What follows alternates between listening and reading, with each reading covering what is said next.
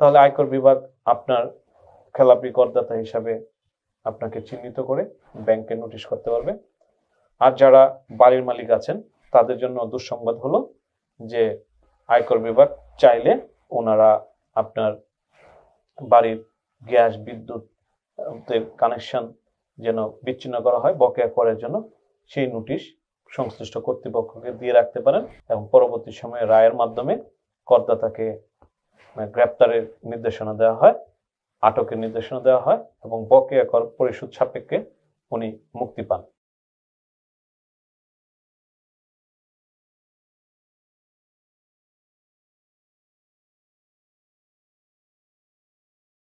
বিসমিল্লাহির রহমানির রহিম। সম্মানিত সুনাগরিক করদাতাবৃন্দ, আসসালামু আলাইকুম। আমরা আজকে আয়কর বিষয়ে যে বিষয়টি নিয়ে আপনাদের সঙ্গে আলোচনা করতে চাই তা হলো আয়কর আইন 2023-এর 214 ধারা, অর্থাৎ দাবির নোটিশ। প্রশ্ন আসতে পারে যে কিসের দাবি, কেন দাবি? হ্যাঁ, দাবিটি হলো কর বিভাগের, আর দাবির কারণটি হলো যে আমরা যারা করদাতা আছি নিশ্চয়ই ইতিমধ্যে অনেক অভিজ্ঞতা অর্জন করেছি। কর উপদেষ্টাদেরও অভিজ্ঞতা আছে যে একটি আয়কর নথি অডিট আপত্তির জন্য বাছাই করার পর বিভিন্ন প্রক্রিয়া অনুসরণ করে করদাতাদের সঙ্গে আলোচনা করে করদাতা প্রতিনিধিদের সঙ্গে আলোচনা করে জাতীয় রাজস্ব বোর্ড একটি সিদ্ধান্তে আসে যে আপনি এই পরিমাণ কর লায়াবিলিটি আছে এবং এই লায়াবিলিটিটা তারা নিরূপণ করে থাকে।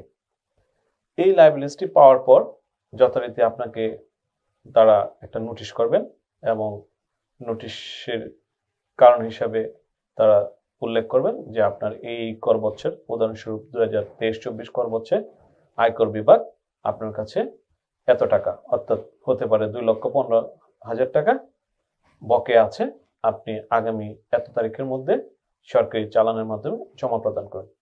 এটি মূলত একটি দাবির নোটিশ এবং এটা অবশ্যই একটি ধারা উল্লেখ করা থাকে। সেই ধারাটা অনুসরণ করে কর বিভাগের সংশ্লিষ্ট কর্মচারী স্বাক্ষরিত একটি নোটিশ আপনি আপনার সঠিক ঠিকানায় পেতে পারেন। এবং এই ক্ষেত্রে বকেয়া আদায় করার জন্য কর বিভাগ সবসময় সচেষ্ট থাকে। আপনাকে একটার পর একটা নোটিশ দিয়ে থাকবে, আপনার চূড়ান্ত নোটিশ দিয়ে থাকবে। আপনি এতে অবশ্যই রেসপন্ড করবেন। আপনি অথবা আপনার প্রতিনিধি এসে বলতে হবে যে আপনি কর দিতে চান, দিবেন, অথবা আপনি মৌখিকভাবে তাদেরকে অবহিত করবেন, লিখিতভাবে অবহিত করবেন। প্রয়োজনে আপনি সামর্থ্য অনুযায়ী আয়কর প্রদান করে আপনি একটি ঝামেলা থেকে মুক্ত থাকবেন। বিষয়টি নোটিশ চলাচলের মধ্যে সীমাবদ্ধ না। পরবর্তী ধাপে আপনাকে এই নোটিশ প্রদান করতে গিয়ে যদি কর বিভাগ একটি নির্দিষ্ট সময় পর দেখতে পায় যে আপনি কোনো সাড়া দিচ্ছেন না, তাহলে আপনাকে পরবর্তী ধাপে তারা খেলাপি করদাতা হিসেবে চিহ্নিত করবেন। আমরা এতদিন ঋণ খেলাপির কথা শুনেছি এবং ঋণ খেলাপি যারা হয় তারা দীর্ঘকালীন যদি ঋণ প্রদান না করে তাহলে আমরা দেখে থাকি যে ব্যাংক শাস্তি স্বরূপ আদালতে যে মামলা পরিচালনা করে তাকে শাস্তির আওতায় আনে, অর্থাৎ সম্পদ নিলাম করে। আয়কর বিভাগও এরকম কিছু করে থাকে, বিষয়টা এরকম নয়, কিন্তু কাছাকাছি ধরনের কিছু অ্যাকশন আয়কর বিভাগ আয়কর আইন 2023-এ রেখেছে তাদের এই ক্ষমতা। কিভাবে?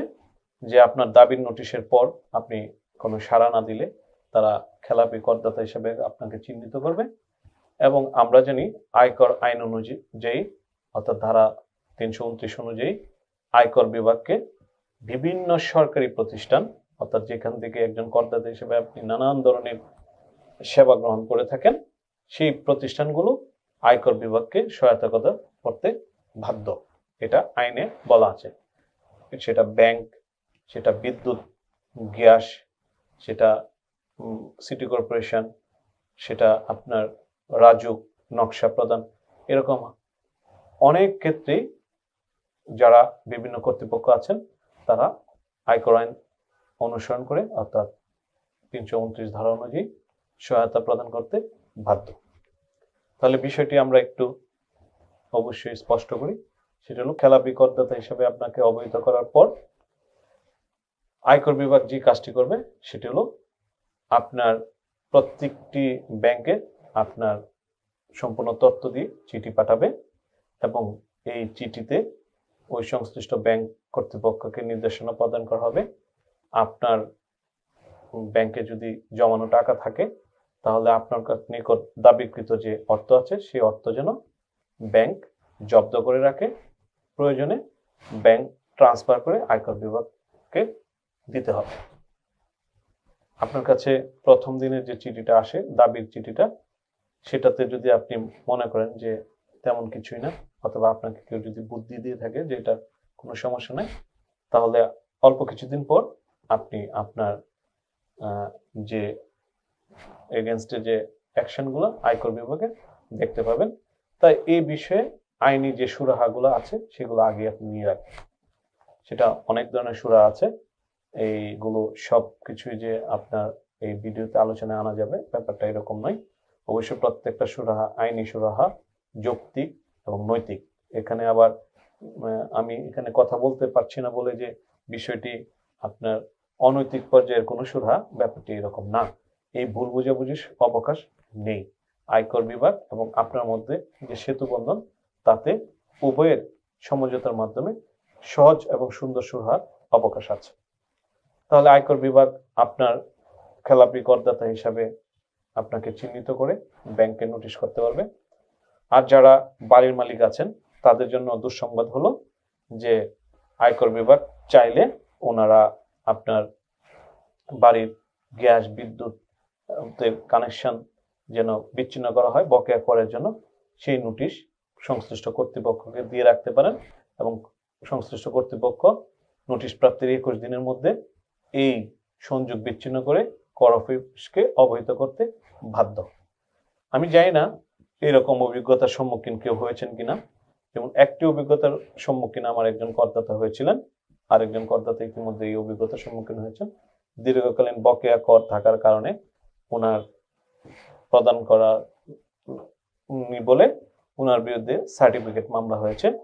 এই সার্টিফিকেট মামলার বিষয়টি আমি এক কথায় শেষ করি, এটা আদালতে হয়ে থাকে এবং করদাতাদের, সম্মানিত করদাতাদেরকে আদালত কর্তৃক একটি সমন জারি করা হয় এবং পরবর্তী সময়ে রায়ের মাধ্যমে করদাতাকে গ্রেপ্তারের নির্দেশনা দেওয়া হয়, আটকের নির্দেশনা দেওয়া হয় এবং বকেয়া কর পরিশোধ সাপেক্ষে উনি মুক্তি পান। এই কারণে আমি আপনাদেরকে যে বিষয়টি উল্লেখ করতে চাই সেটি হলো যে আপনার ব্যাংক হিসাব জব্দ, সম্পদ বাজেয়াপ্ত, গ্যাস বিদ্যুৎ পানির বিল, পানির সংযোগ বিচ্ছিন্ন অথবা সর্বশেষ সার্টিফিকেট মামলা, এই বিষয়গুলোকে সুরাহা করার জন্য আইনি পথ আছে। সেই পথটা আপনার আয়কর আইনেই বলা আছে, আপনি এই পথের সুযোগ গ্রহণ করবেন এবং সেই পথ কি আছে এই বিষয়ে পরবর্তী ভিডিওতে আমরা আলোচনা করব। আজকে এই পর্যন্তই। শুধু মনে রাখবেন যে দাবির একটি নোটিশ আসলে আপনি এটাকে অবহেলা করবেন না, অবহেলা করার সুযোগও নেবেন না। ধন্যবাদ সবাইকে।